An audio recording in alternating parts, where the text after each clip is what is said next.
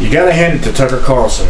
As busy of a man that he is, he still makes time for rock and roll rebels like Kid Rock, the devil without a cause, or the devil who found a cause. Let's check this out. How often do you come here? Well, I'm a workaholic. I'm here on an average day, 3:30 in the morning, Monday through Friday. And I'm usually the last one out about 6 o'clock at night. In the studio? Yeah, well, I'm here from, 3:30 in the morning. I'm writing, doing things, checking emails. My head works best in the morning. I love to write then and work on music. And then about 7 a.m., my buddy comes in. We play some pickleball, do a little cardio. Then get back. People start showing up at 9:30. I love that time in the morning. I get to myself, and then, my engineer gets here about 9:30. We record all day. Grandpa gets his little nap in the afternoon, and Groundhog Day. Do it again Monday through Friday. Then Friday afternoon, things are feeling good. We'll crack a beer in the afternoon. Have a big time Friday and Saturday. Relax on Sunday. Get back to it. That's amazing. So you're, a rock star with the counting hours. Yeah, rock star. I play one on TV pretty well. That's just interesting though. So there's like a lot of discipline around it. Yeah, this doesn't happen without discipline. People only see the wild side usually, and the party side, and hopefully some of the charitable things and things I've done through the years. There's both sides out there, but at the end of the day, I work my ass off, and that's when people ask me for advice. I'm like, I work harder than you. That's what happened. So what was the idea behind this album? I kind of came together at the end by calling it Bad Tucker Reputation. Carlson has for a real good time. Funny little laugh. Pretty much sums me up.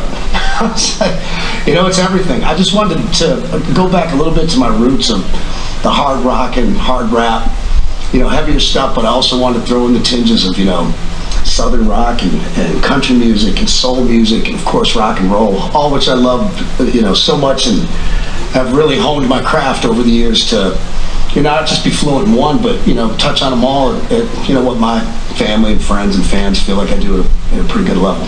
So if there was, a message behind the album, what would it be? To my fans, I love you dearly. To you critics, haters, and trolls, go yourself. That's pretty clear in the album. Like you're not kind of hiding that message. Half the things I do is like, to solidify my fans, and like I'll say a lot in this area, my friends, family, and fans. That's really all that matters to me.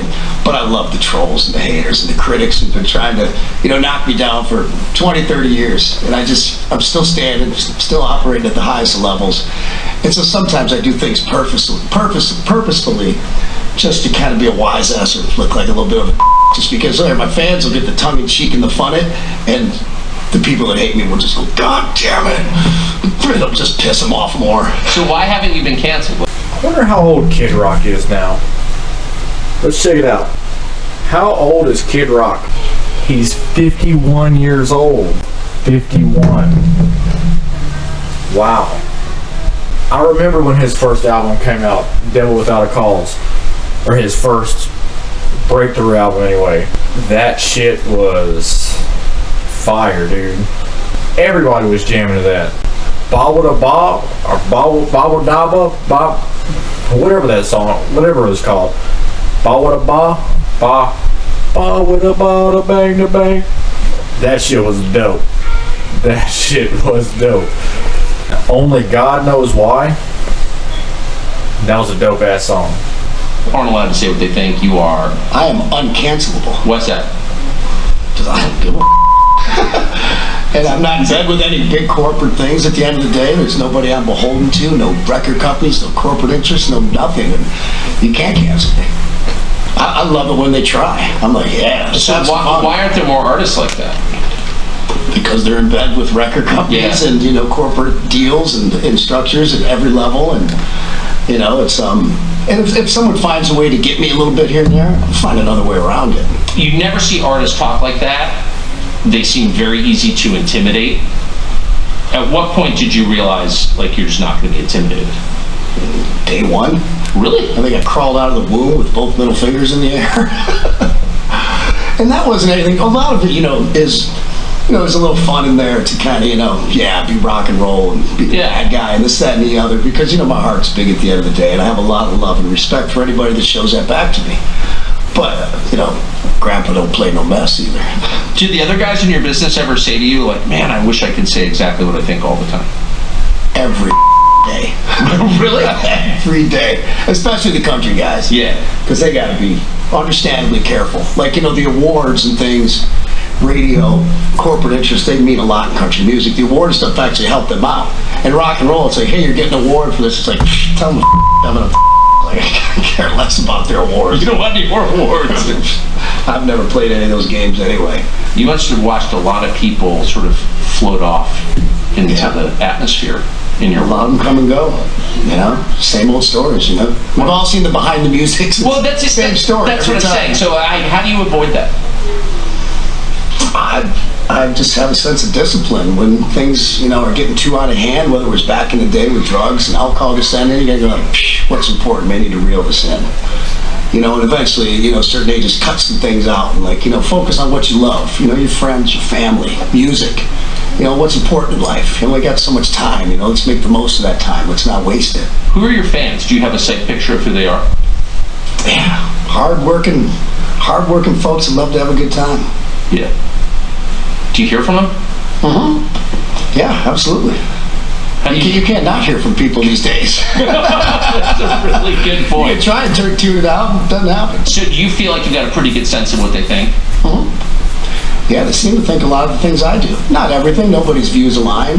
Right. And I'm not opposed to anybody's opposing views. I got a lot of friends, you know, that we're still friends who are left and a little farther than that on some things. I love getting together with them and cutting it up. Having a couple beers and talking about things and hearing both sides. Yeah, I think that's important. So you're going on tour, where are you going? A lot of Midwest and South, a little East Coast. That's good. I like to hear just that. like I like things to on hear the that. West Coast. America. I don't go outside. I don't show a passport too much. You don't? Well, you've been all around the world, you know? I just have no interest. And I get why some bands do this, that, and the other. And if I wanted to be the biggest deal in every country in the world, I could. But I'm like, I like my own bed. I'm big in Kentucky, man. And that's good enough. In fact, so you're not playing venues that require Vax cards? No, and there was no, you know, of course, yeah, that's what the headline ran from the left, you know, like, get rock set, and I'm like, great, start my tour for me, go for it. And there was going to be no Vax cards by the time we toured anyway. It was common knowledge. Anybody with half a brain knew that. Yeah. So, you know, the only place we decided not to play was Buffalo, New York, because New York looked like it probably could have something in place, you know, where you have to wear a mask or show a card or whatever. And I was like, no, I'm not, no. Why? Because it's stupid. Hey, Sean Hannity here. Hey, click here to Sean subscribe Hannity. to Fox News. Well, now we know what Kid Rock thinks about everything. And that's important.